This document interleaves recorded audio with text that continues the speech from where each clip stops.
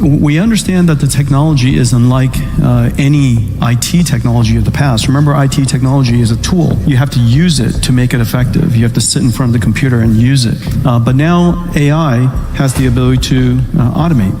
And the concept of robotics and robots are very well understood. And so imagine a physical robot, but we understand that, we can imagine that. Imagine a digital robot and it's in the computer in your data center doing work for you. It's exciting because for the first time, it's no longer just replacing or the next generation of the IT technology that we know, but for the first time, it actually could augment and add to the digital workforce. The future is already upon us, and it's moving faster than we ever anticipated. Jensen Huang, the CEO of NVIDIA, has just pulled the curtain back on something so monumental it's impossible to ignore. His message? The age of human labor is over. And while it may sound like the premise of a dystopian novel, this is a reality we're staring straight in the face. Now let's take a step back.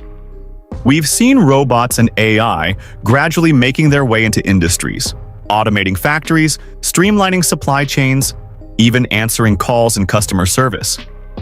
But Huang's vision isn't about a world where AI replaces manual labor.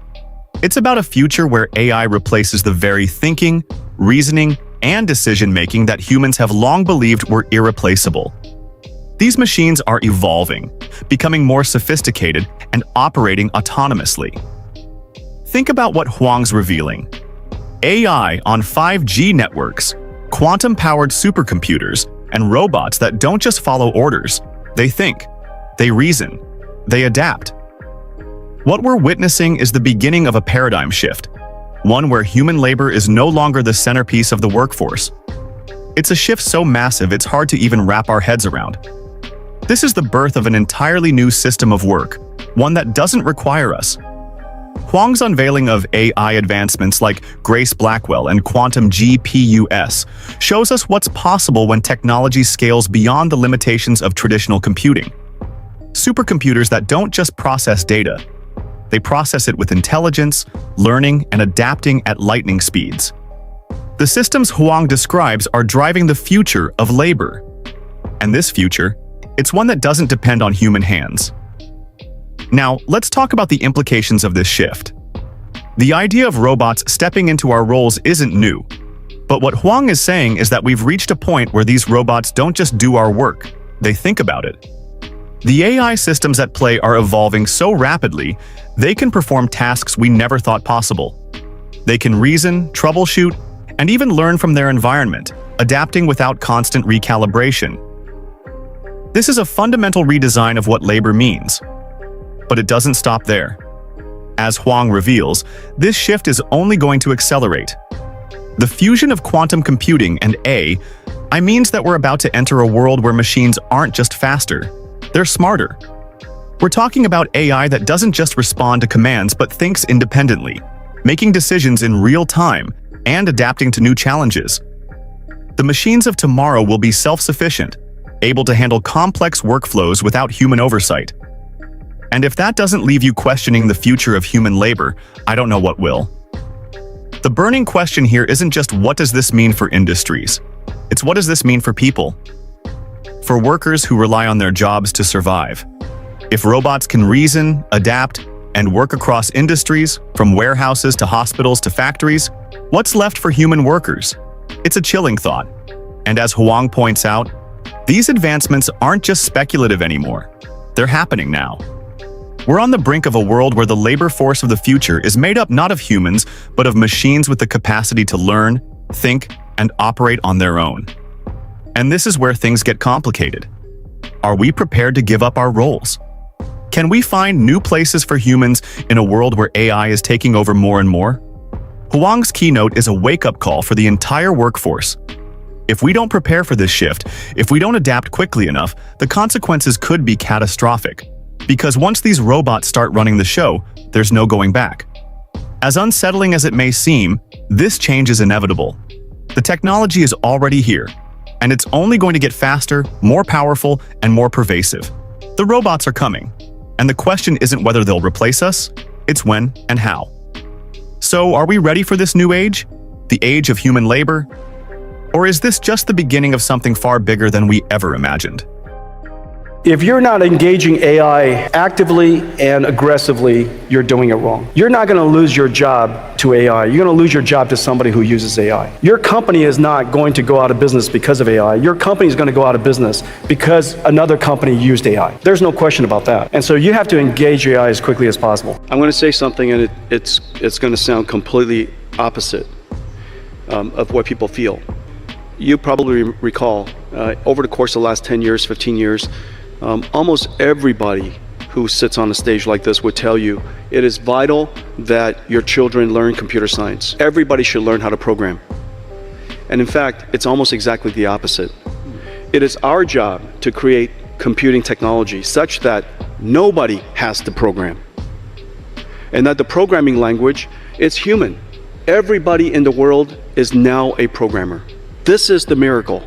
This is the miracle of artificial intelligence. For the very first time, we have closed the gap. The technology divide has been completely closed. And this is the reason why so many people can engage artificial intelligence. It is the reason why every single government, every single industrial conference, every single company is talking about artificial intelligence today. I was told a long time ago that NVIDIA can never be larger than $1 billion. Obviously, it's an under-imagination of the size of the opportunity. Yeah. This is the extraordinary thing about technology right now. We're in the manufacturing of intelligence. We're in the manufacturing of work. And the world of tasks, doing work, productive, generative AI work, generative intelligent work, that market size is enormous. It's measured in trillions. One way to think about that is if you built a chip for a car, how many cars are there and how many chips would they consume? That's one way to think about that. However, if you build a system that whenever needed, assisted in the driving of the car. And, what's the value of a autonomous chauffeur every now and then? Obviously, the problem becomes much larger. The opportunity becomes larger. Don't be surprised if technology companies become much larger in the future because what you produce is something very different.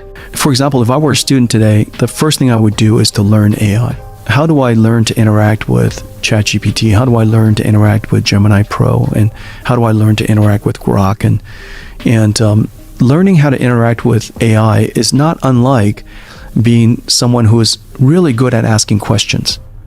You're incredibly good at asking questions, and prompting AI is very, very similar.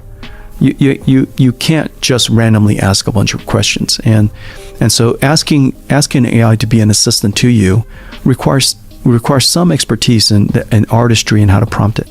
And so if I were a student today, irrespective of whether it's for math or for science or chemistry or biology, or it doesn't matter what field of science I'm going to go into or what profession I'm going to ask myself, how can I use AI to do my job better? And we all of us have to get good at, what would happen if you're surrounded by these AIs and they're doing things so incredibly well and so much better than you. Right. And when I reflect on that, that's my life. Right. I have 60 direct reports. Right. The reason why they're on these staff is because they're world class at what they do, and they do it better than I do. Right. Much better than I do. Right. I have no trouble interacting with them. Mm-hmm. And I have no trouble prompt engineering them. Right. Totally. I have no trouble programming them. Right, right. And so I think that's the thing that people are going to learn is that they're all going to be CEOs. Right. They're all going to be CEOs of AI agents. Right. Mm-hmm. And their ability to have the creativity, the will, and some knowledge on how to reason, break problems down, so that you can program these AIs to help you achieve something like I do. Right. And that's called running companies. Right. As the world grapples with the rapid growth of AI technology, Dario Amodei, the CEO of Anthropic, is raising a critical alarm, one that we can no longer afford to ignore. In his latest remarks, he's addressing a looming crisis: mass job loss, unemployment rates spiking to 10% to 20%, and a devastating disruption of economies that could unfold much sooner than anticipated. They are fast becoming tangible risks that could challenge the fabric of modern society itself. When we talk about the benefits of AI, medical breakthroughs, economic growth, and the like, we often neglect the profound costs. The shift is happening now, and it's happening faster than we can adapt. This isn't some far-off dystopia. It's closer than we think. A well-known and respected tech CEO, Dario Amodei, who heads a cutting-edge AI company called Anthropic, is raising alarms tonight about AI's potential impact on employment that could soon be felt. While he says AI can lead to incredible advancements like medical breakthroughs and boost the economy, he believes it could also lead to half of entry-level white-collar jobs disappearing and 10 to 20% unemployment in the next 1 to 5 years. It's something that's been talked about within tech circles for a while, but rarely so starkly and so publicly. I spoke to him just before air about that and other implications he thinks AI may have on society. Dario, you've said that AI could wipe out half of all entry-level white-collar jobs and spike unemployment to 10 to 20%. How soon might that happen? Well, let's, well, first of all, thanks for having me on the show. But just to back up a little bit, I've been building AI for over a decade. And I think maybe the most salient feature of the technology and what is driving all of this is how fast the technology is getting better. A couple of years ago, you could say that AI models were maybe as good as a smart high school student. I would say that now they're as good as a smart college student and sort of reaching past that. I really worry, particularly at the entry level, that the AI models are very much at the center of what an entry level human worker would do. And so it's hard to estimate, exactly what the impact would be. And there's always this question of adaptation. And these technology changes have happened before, but I think what is striking to me about this AI boom is that it's bigger and it's broader and it's moving faster than anything has before. And so compared to previous technology changes, I'm a little bit more worried about the labor impact simply because it's happening so fast that yes, people will adapt, but they may not adapt fast enough. And so there may be an adjustment period. Dario's most compelling point is the speed at which AI is advancing. It's the pace of that advancement that sets it apart from anything we've seen before. Just a few years ago, AI could barely compete with the cognitive abilities of a high school student. Fast forward to today, and we're talking about AI models that rival a college student's problem-solving abilities. And it's not stopping there. The implications are enormous. AI is no longer just a tool to augment human work. It's beginning to replace it altogether. When we think about automation, we typically imagine machines doing factory work or handling repetitive tasks. But now, we're seeing AI take on white-collar jobs too. Tasks once thought of as human-centric, decision-making, client relations, even creativity, are all within AI's grasp. This pace is unsettling, especially considering the scale of what's at stake. The disruption is exponential. When technology evolves at such a speed, it becomes harder for the workforce to keep up. People will adapt, yes, but will they be able to adapt fast enough? One of the most pressing aspects of Dario's warning is the threat to entry-level white-collar jobs. These roles, often in customer service, administration, and data entry, represent a significant portion of the workforce. For years, these jobs have been the stepping stone for millions of people, providing stability and opportunities for career advancement. But now, AI is poised to take them over. AI is built to handle structured tasks, process vast amounts of data, and execute decisions based on pre-programmed algorithms. And with the evolution of machine learning, AI is starting to make decisions with little to no human intervention. Whether it's automating customer support or analyzing business trends, AI can accomplish these tasks with remarkable speed and precision. It's not hard to imagine how jobs that once required human intelligence could be displaced by smarter, more efficient algorithms. Now, let's think about the societal impact of this. If AI starts eliminating half of these entry-level positions, what happens to those whose livelihoods depend on them? We're not just talking about a few isolated industries. This is a systemic shift that could ripple through the entire global economy. The workforce might find itself scrambling to adapt. But the truth is, AI is evolving so quickly that this adaptation may take longer than expected. You are running an incredibly important company in AI, and you know this better than anybody, or as well as all the names we know, people, Sam Altman and others who are working, Elon Musk in AI. Why are you raising the alarm? Because it's not necessarily I would think, in your best interest, because a lot of the messages we hear from, at least publicly, from, some AI CEOs and stuff is a little bit more calming, like, these agents are going to be great in your life, and yes, there may be problems, but, writ large, this is a fantastic thing.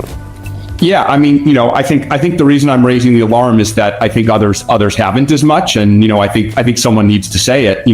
To be clear, and I recognize it's always a difficult balance, right? I'm aware of my position that I'm building this technology while also expressing concerns about it, and the reason I'm doing both of those things is one, I think the benefits are massive. And we need to find a way to achieve the benefits and mitigate or prevent the harms. And the second thing I would say is, look, there are, as you mentioned, 6 or 7 companies in the U.S. building this technology, right? If we stop doing it tomorrow, the rest would continue. If all of us somehow stopped doing it tomorrow, then China would just beat us. And I don't think China winning in this technology is, I don't think that helps anyone or makes the situation any better. I do want to read something that Sam Altman, your former boss at OpenAI, said in September. He was saying that AI can cause significant, in his words, significant change in labor markets, good and bad. He went on to say that most jobs will change more slowly than most people think. And then he said this, and I want to just read it word for word. He said, many of the jobs we do today would have looked like trifling wastes of time to people a few hundred years ago. But nobody is looking back at the past wishing they were a lamplighter. If a lamplighter could see the world today, he would think the prosperity all around him was unimaginable. And if we could fast forward 100 years from today, the prosperity all around us would feel just as unimaginable. For younger people, I should say lamplighters was actually a job. People went around lighting lamps on the streets. I think a lot of people may not even know what a lamplighter is. But do you think Sam Altman is wrong? Yeah, so, I think there are some things I agree with about that, and then there are some things that I think are too optimistic. So, I definitely agree that, AI, if we succeed at it, can grow the pie greatly, right? I wouldn't be surprised if economic growth is much higher than it is today as a macroscopic phenomenon, right? That AI allows society as a whole to be more productive. So let me just say, because you've previously in the past said you've described a future where cancer is cured, the economy grows at 10% a year, the budget is balanced, and 20% of people don't have jobs. Why then is Dario Amodei sounding the alarm when much of the tech world remains optimistic about AI's potential? This is an important question. After all, many CEOs of AI companies are pushing the narrative that AI is a force for good. They envision a world where AI improves efficiency, creates wealth, and benefits society at large. But Dario is stepping forward to offer a dose of reality.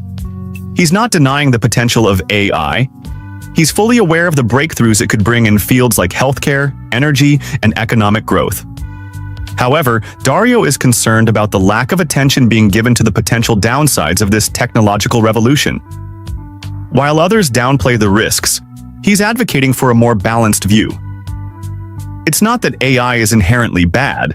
It's the unchecked, rapid deployment of AI that could result in widespread societal harm. This approach, though unpopular, is one we desperately need. What Dario is saying here is that AI is a paradigm shift that could have devastating economic consequences if left unaddressed. That's exactly what I was getting to, right? Where I agree with all the positive potential. I think that isn't wrong. But I think the quote you just flashed is maybe too optimistic, maybe too sanguine about the ability for people to adapt. People have adapted to past technological changes, but I'll say again, everyone I've talked to has said this technological change looks different. It looks faster. It looks harder to adapt to. It's broader. The pace of progress keeps catching people off guard. And so I don't know exactly how fast the job concerns are going to come. I don't know how fast people are going to adapt. It's possible it'll all be okay, but I think that's too sanguine an approach. I think we do need to be raising the alarm. I think we do need to be concerned about it. I think policymakers do need to worry about it. If they do worry and they do act, then maybe we can prevent it. But we're not going to prevent it just by saying everything's going to be okay. Do we as a society even understand the potential inequalities that this may amplify? And also the impact just on I have little kids. I have a 5-year-old and a 3-year-old. All right, here's a question. Could the rise of artificial intelligence lead to job losses for everyday Americans trying to make ends meet? Our next guest, who is the CEO of one of the most powerful AI companies in the world, says we are heading for a catastrophic employment crisis that no one is talking about. Well, we are going to talk about it with Dario Amodei, who is the CEO of Anthropic. He joins me now. Dario, thank you so much for joining us. You have a critical message for us this morning. So how many job losses are we talking about here, and who is at risk? So just to back up a bit, I've been working on AI for 10 years, and probably the thing I've noticed most about it is how fast it's making progress. 2 years ago, it was at the level of a smart high school student. Now it's probably at the level of a smart college student and reaching beyond that. And on one hand, I think there's a number of very positive things that are going to happen. I used to be a biologist. I think AI has exactly the kind of skills that are needed to cure important diseases like cancer and Alzheimer's, to provide cheaper energy, many positive things. But exactly those same kind of skills, things like summarizing a document, brainstorming, putting together a financial report, makes me worry a lot that entry-level jobs in areas like finance, consulting, tech, many other areas like that, entry-level white-collar work, I worry that those things are going to be first augmented, but before long replaced by AI systems, and that we may indeed, it's hard to predict the future, but we may indeed have a serious employment crisis on our hands as the pipeline for these early stage white-collar work starts to contract and dry up. What's the timeline here? Yes, so it's very hard to predict these things given how fast, given how fast AI is making progress. But I would not be surprised if somewhere between 1 and 5 years, we started to see big effects here. I've heard a number of people talk about this in private. AI CEOs talk about this in private. CEOs of other companies talk about this in private. And I really felt that, the message that this is happening hasn't been getting out to ordinary people, hasn't been getting out to our legislators, our Congress people either. And so I felt I needed to speak up on the record. I do think that this is something we can prevent this, but we need to act now. I don't think we can stop the AI bus. There are 6 or 7 companies just in the U.S. working in this area. I just run one of them. Even if our company stopped doing what it was doing today, all the other companies would continue. Even if all 6 companies started, then China would beat us. I think that's a big and important threat. So we can't stop the bus, but I do think we may have an opportunity to steer it. And I think we need to get Congress people, legislators, the public to think about this now. One of the first steps we're taking is just measuring the effects. Anthropic has put out something that we call our economic index. And using the economic index, we try and track the rate at which these things are happening. At some point we have to go beyond measuring this to actually taking action, to trying to build our AI systems in a way that augments rather than replaces. But that won't be a long-term solution either. We need to think about what the government is going to do. And there's a wide range of actions that the government could take, and it's not my place to decide which of those are correct. But I think the first step is people need to think about this and start taking it very seriously. Yeah, and you're talking about AI possibly wiping out all entry-level white-collar jobs and spiking unemployment to 10 to 20%. So dive into the mitigation of this a little bit more. How could we mitigate the worst possible scenario here?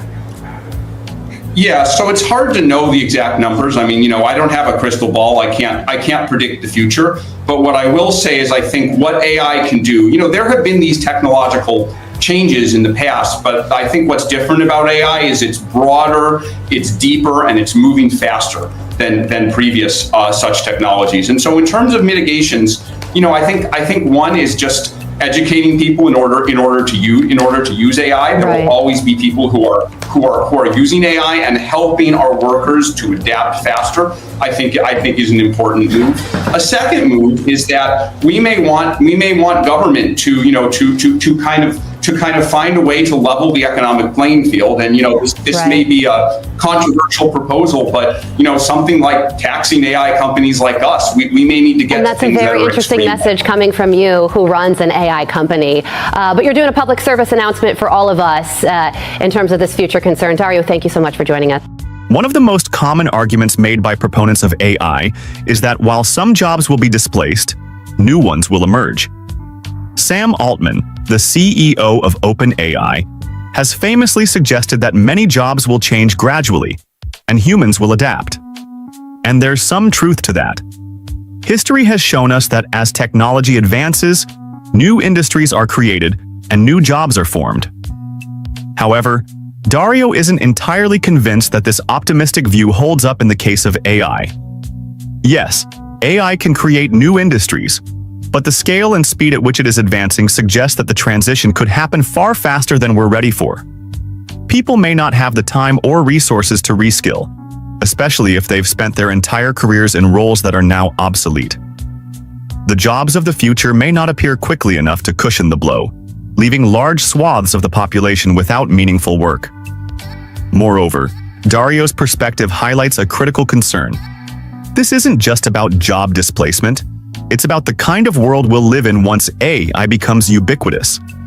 If AI can handle most tasks better, faster, and more efficiently than humans, what do people do?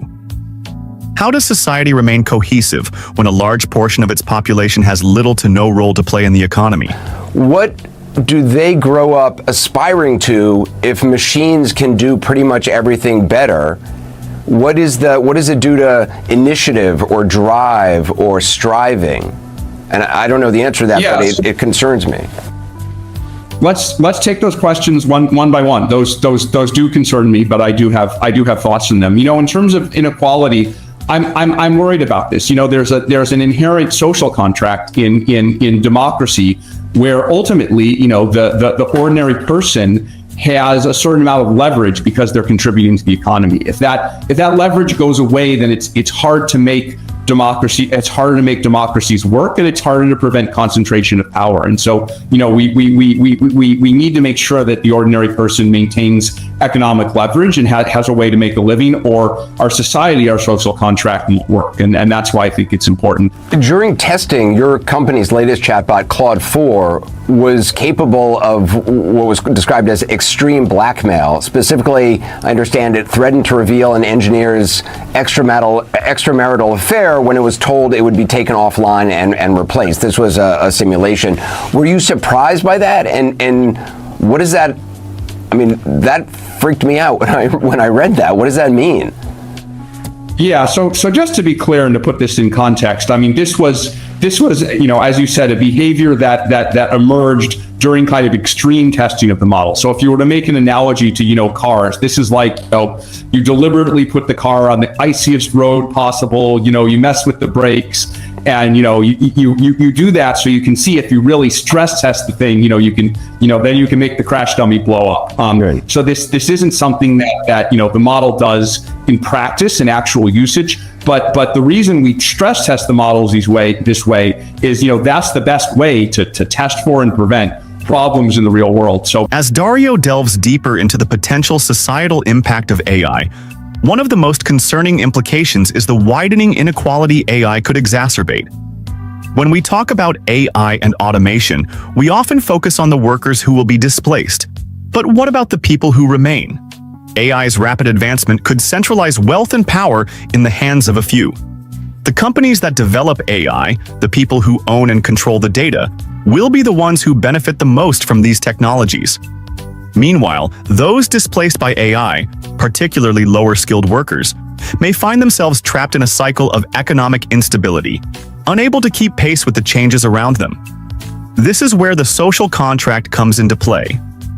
In democratic societies, ordinary people hold a certain amount of economic leverage because they contribute to the economy through their work.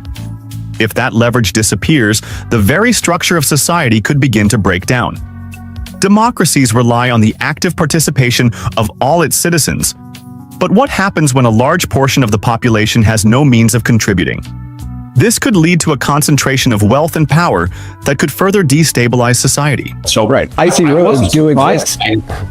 exist. Yeah, no, but you know exactly. You want to turn every adversarial condition up to the max all at once. Right. And it's only by testing in that way that you get the model to not do that, in the real world. So I wasn't surprised by these behaviors, but this is an example of how we have to be very careful in how we take control of AI systems. I mean, does it, the obvious question is, does that pretend AI becoming self-aware, and could that lead to dire consequences? I certainly don't exclude the concept. We have a couple people who are actually working on this topic. Well, as crazy as it sounds, of do AI systems have morally significant feelings? I would guess that they don't right now, but when you run an AI company, these crazy seeming questions are things that you study. So I would say this is probably not the case now, but again, the field is advancing so fast that I don't think you can exclude even crazy sounding things.